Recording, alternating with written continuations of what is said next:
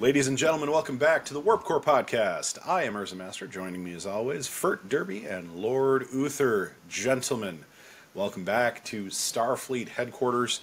We are convening again on the NCC 1701, and we're talking the third season of the original series of Star Trek.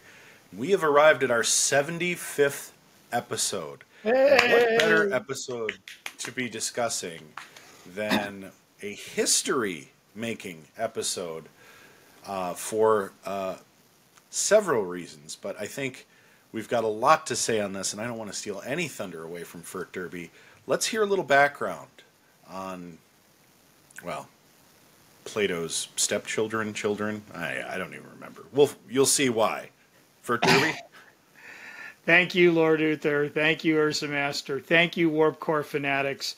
And yes, we are in Plato's stepchildren's lair, November 22nd, 1968. The country's going to hell in a handbasket, and sadly, Star Trek Season 3 of the original series is jumping right in. The director this week was a new director, David Alexander.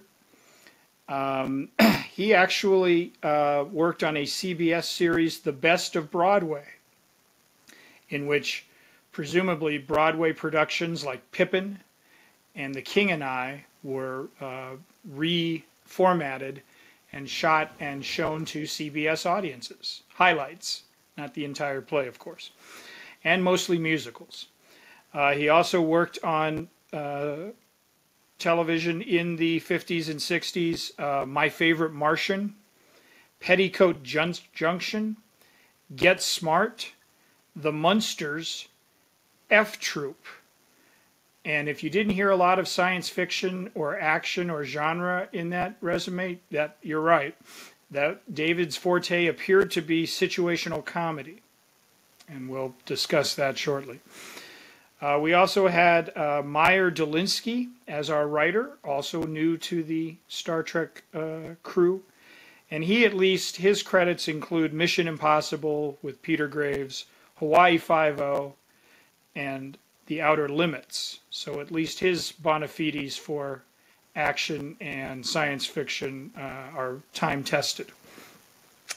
And yes, there is history in this episode, as we had an on-screen kiss between Lieutenant Uhura and Captain Kirk. This was my first viewing of this episode and of that kiss, and of course you cannot underestimate or downplay the sociological impact that this might have had on the country and the viewing population at large in November 22nd, 1968. I'll have some more thoughts on the kiss a little bit later, but gentlemen, I don't know what to say. I'm kind of speechless here on Plato's Stepchildren, and I'd like you guys to set the path forward, because I just can't with this show, this particular episode of Trek. So Ursa or Lord Uther or both. Let's talk about Plato's Stepchildren. We need to talk about Plato's Stepchildren. I'll take it, because I think I might be the most ameliorated stance on this episode of the three of us. And that's not saying a whole lot. I would not say I'm a fan of this episode. Let's start with the obvious elephant in the room, which is the kiss, which is not hardly a kiss. It is a forcible touching of lips that I've never seen something so reluctant before. And I know it was supposed to be that way because Kirk and Uhura are being mind-controlled to do this.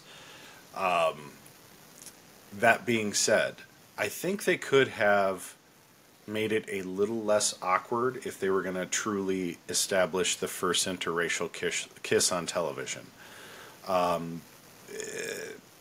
It's kind of sad that this is the first interracial kiss. I would have been happier with some sort of a love potion situation or something where the two unlikely fall in love or whatever, or they fall under some mind control that actually makes them passionate, rather than like this sort of creepy voyeuristic force on each other. That being said, it is history. So kudos to William Shatner and Nichelle Nichols for making history. There are a few things that I think really worked with this episode, and there was a lot I felt that really didn't. I love the concept of, revisiting, the Green Hand-ish type Greek tale where, some offshoots of the ancient Greeks are in space and they landed on this planet where some compound in the fruit gave them powers. I don't mind that. I think it's kind of interesting. I love the idea that it's a naturally occurring element that on this planet just so happens to give you, mind powers. That's a cool scientific story. I think you could do a lot with that. Obviously, I'm sure budget constraints played into the fact that they're using backlot costumes and sets. Greek type stuff was very in at the time, very hip. And it played okay. I think the excuse of the cut that nearly killed the leader and having to bring McCoy down to be the healer for, these sort of godlike beings, it didn't sell with me at all. That being said, okay, I guess I could buy it, but it really didn't have anything to do with the episode other than the fact that they didn't want to let McCoy leave, which, they could have done that a bunch of different ways. It just it felt really forced, to say the least, and that was not where the force ended with this episode. I like the idea of a psychic being, making Kirk and Spock do all these goofy things. I thought that was a little entertaining. It took up way too much time. They did the same scene, although with different scripting, different intensity, like 4 times. And it really didn't, if they'd have left it at 1, and then, they kind of deviously come up with a plot to overthrow these all-powerful beings, okay, make this like an Act 1 exposition. Like McCoy saves the life of the leader, he doesn't want to let him leave, so they use their psychic powers to entrap them, and Kirk and Spock become jesters, and they bring down Chapel and Uhura, and do all that in Act 1. Okay, you probably would have had me. Act 2 could have been let's figure out that this is a naturally occurring compound and work with, one of the marginalized, in this case, the little person on the crew, to overthrow the beings that are, and then have some sort of an Act 3 where everybody gets back to the Enterprise and there's some goofy joke at the end, as with Season 2 type episodes. Instead, we get this really, poorly executed. I'm not even really sure why they kept dipping back into the same well of, look at, Spock singing a song. Look at Kirk and Spock doing tap dancing. Kirk is overacting on the floor. And, clearly there were some budget issues that... Ridden like a horse. Yeah. Don't get me wrong. I laughed. It was funny. But it was just, I don't know what was happening. And, what... This went on far, far, far too long, and you had, I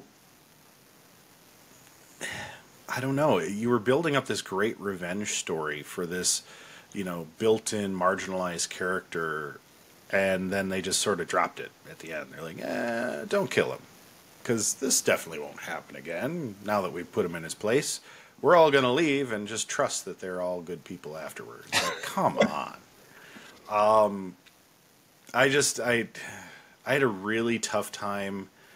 Other than laughing at the episode, I wasn't really enjoying the execution. I think it could have been rearranged, shortened a bit in some of the sequencing, and you could have maybe made a serviceable episode out of this. The fact that it was all building towards this kiss moment, I honestly thought the whole the Chapel Spock kiss was way better. If that would have been the kiss, that told a really good story. You know, oh, I've always longed for this moment, but not like this. Like, that's a great story, especially if you're tying up the Chapel Spock love story that's kind of been sort of behind the scenes. Works way better than Spock or Kirk or Uhura, which also could have worked, but they really did nothing to set it up, nothing at all. And that's just like, there wasn't even like a beginning of the sequence, like Kirk sort of flirting with Uhura on the bridge or something like, oh, Uhura, that thing in your ear. What about it? You know, like, just nothing. There's nothing. Absolutely nothing. So, yeah, I mean, suffice to say, this is not probably what I'd call foundational. I know it's historic, but that is pretty much where my accolades for this episode end. I would rather have Mike Glennon back as the Bears quarterback. Ooh. Even Jay Cutler. Monday Night Mike Glennon? Than to be forced to watch this episode again. What about the legend killer, Kyle Orton? I mean, Chase Daniels, like, make your pick. I would rather have any one of those Bears quarterbacks back They've had than 25 have to of them. So. Well, yeah, right, exactly. So, something. I just...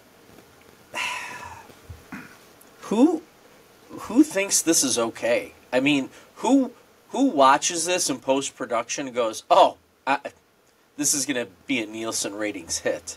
I mean, no one could have done that. I mean, if you're Bill Shatner and you're Leonard Nimoy and you're being told to dance an Irish jig in a circle, are you not protesting that at some point? I mean, are you sitting there? Are you really thinking this is good? You can't be. You just can't be.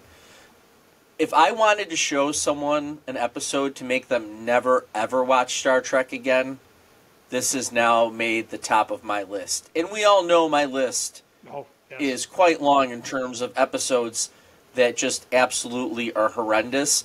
But this one would make someone say, Star Trek, this episode could possibly lead to a world war or, you know, cats and dogs living together. I mean, it's that bad. Yes, mass hysteria. I don't even know where to go with it besides me just... I shut it off. I was speechless. It was awful. Can you two Go gentlemen, as diehard Trek fans, even more so than yours truly here, can you instantly or within seconds think of a Next Generation episode that left you equally unsatisfied in terms of just execution and all that? Is there one that comes to mind right away? Or, I mean, this may be a franchise low across a wide spectrum, but is there like a Next Gen that you're like, oh, this is just as bad as Next Gen Season 2? Urza and I might not agree with this, but I'm going to give you my reasoning why. The episode with the tar monster. And the only reason why I say that is you should have given Tash, even though she's a Season 1 character, you could have given Tasha Yar a more impactful type of death beyond that. I mean, hey man, I hated Tasha Yar, so. Well, this guy's not a huge fan of her either. But if she's an important part of the crew that you're killing off. So, think of Game of Thrones and Walking Dead and now I know this is a different era of writing. Don't get me wrong, but there are usually, even though I have an issue with the Walking Dead deaths, but we can have that conversation on a whole nother series. I'm sure podcasts that we can come up with, but you think you just want to have some kind of impact. So that's why I struggle with that episode. Now, we wind up getting an excellent villain out of that way down the line. Well, actually, Enterprise C, that episode, or Enterprise B, sorry. No, C. C. When they go back in time, because Tasha Yar. Anyway, I don't know. I'm all over the place, and I don't care. That episode. Too bad. Yes, too bad. I would have canceled the Star Trek series immediately after this episode of Plato's Stepchildren, and I would have just let the warp core stay a part of the ship and just let it all blow up and get rid of everybody. I'm not even ejecting the warp core. I'm letting my poor enterprise go off of this. Obliterating. And that's it. That's all I have to say about that. Well, here's interesting. I was curious what the viewership and ratings were, because as we know, in the late 60s, there was only like 2, 3, 4 channels depending on where you live. Maybe even only one if you live behind a hill. So you only had so many options. And there were only so many TVs, too. So bear this in mind that, ratings then, like, if you do like a 2 or a 3, you're a pretty highly rated show these days. Back then, your market share had to be just ginormous because there were 4 channels. So Plato's Stepchildren had 7.41 million viewers and did a rating of 13. Now, I was curious. I have season 2 and season 3 here. I was curious some of the other like really terrible episodes we've seen. What kind of numbers were they doing? So we'll just roll back to season 2 for a moment, because we had a couple of really just shall we say bummer episodes there. Cat's Paw, 8.85 million viewers and a 15.8, so better than this episode in terms of viewership and ratings at the time. And I was really curious, like, where did Triskelion come in? 10.92 million viewers, 19.5 rating, which is, in my opinion, bananas. And then I think, well, what about like a really great episode, something we really, truly enjoy? Mirror, mirror. So if we look at, let's see, Patterns of Force, 8.34 million viewers, 14.9. So, I mean, it's tracking with, it's trending downward in season 3, but it still kind of tracks along with all of Trek, which just blows my mind. And just from a quick Google search, there are a lot of people that really like this episode. And the first hit on Google is a Reddit post that says, Plato's Stepchildren is the greatest episode ever produced.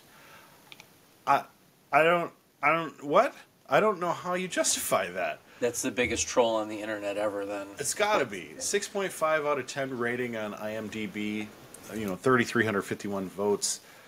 Now, I will say, one of the comments says that, the dwarf character, a victim of the sadistic elite class, is really well written. I agree with this point. I think that's the one character, non-Enterprise character, that actually came across as successful. And, I hate to say it, but that's kind of where it ends with this episode. Yeah, that is a good point. I will concede that point, and that's about the only one I will, because that's how much of a travesty this is. Because you have to admit, how many times now have we talked about, depending on whatever podcast we have, that seeing an episode, especially me with the Book of Boba Fett, seeing an episode for a second or a third time, it's a different light. You see it in a different light, you appreciate it a little bit more upon that viewing. You're able to dig into it some more. I had seen this episode before. It got worse for me. Yeah. So sometimes I don't think it's possible. And, we always talk about appreciating just being able to watch these episodes and things like that. And I don't appreciate this episode at all. Honestly, I feel the same way. I remember seeing this one as a kid, and I honestly don't remember all the details. I remember the Uhura kiss, and that's about it. Probably because they talk about that on anything they talk about Star Trek. Oh, this is a big moment in TV history, and it was. I'm not trying to downplay that, but I also think it's kind of wild that I remember this being better. I just remember the episode being better than it was, and it's just not. And that's really kind of wild to me. The other side of it is the dwarf character. You think of how dwarves were portrayed at the time. Folks of varying dwarfism status, and I don't know much about it, so forgive me if I'm using improper terms. But the way that he was depicted, to these sort of like elitist classes, is pretty on par, But the Enterprise crew interacting with this person, I think, is kind of groundbreaking too, because they treat him completely normally, as if he was anybody else, any other kind of person they encounter. Which, I think in all the talk of the Uhura kiss that this episode gets, that's probably the only other thing I would point to and say, you know what? Actually, I mean, this is kind of forward thinking for the era, which is cool. But it's a little sad that it gets lost in what is otherwise a truly terrible episode.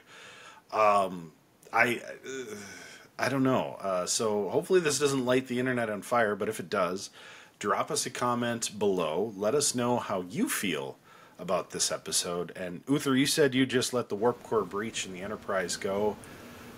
I don't hate this episode that much. But I will probably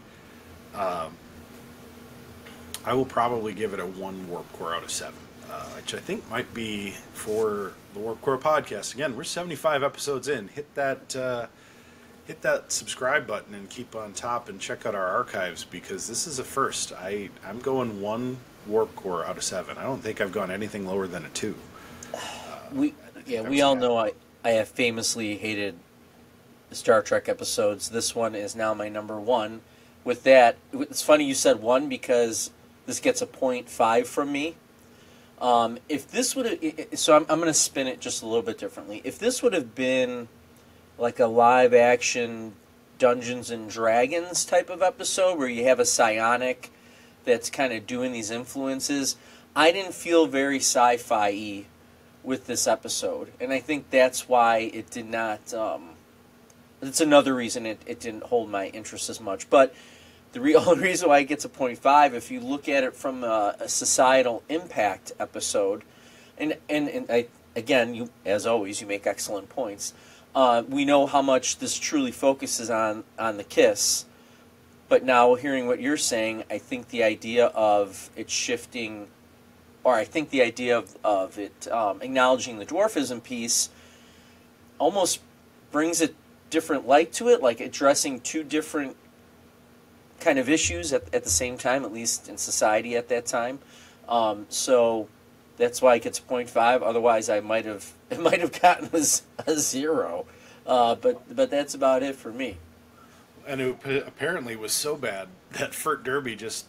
Yeah, he's like, I'm not even talking anymore. I've had it. I'm out of here. He just left. He's like, you know what? Forget this episode. Yeah, he's the smarter one. We'll can it in the archives. But, well, hopefully, as we journey forward on our 5-year mission into future episodes of Trek, here in Season 3, as we start to get towards the latter episodes, I'm hoping we see some winners after this, but to be honest with you, I don't know if I remember any of these later Season 3 episodes from here. So I have a feeling we might have some pretty low ratings as we close out Season 3. But stay tuned. Remember, hit that subscribe button. Make sure to slap that notification button so you know when these episodes drop. Warp Wednesday is our hashtag. Hashtag Warp Wednesday drops every morning, 7 a.m. Central Time here in the United States. If you are abroad, thank you for watching. If you're here domestically, thank you for watching. And as always, live long and prosper.